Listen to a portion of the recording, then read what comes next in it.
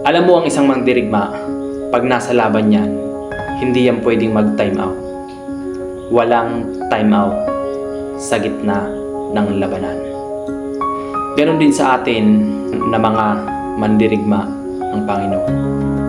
Hindi natin pwedeng sabihin na Lord, wait lang. Magpapahinga muna ako. Lord, hindi ako handa. Time out muna ako. Hindi dapat ganun.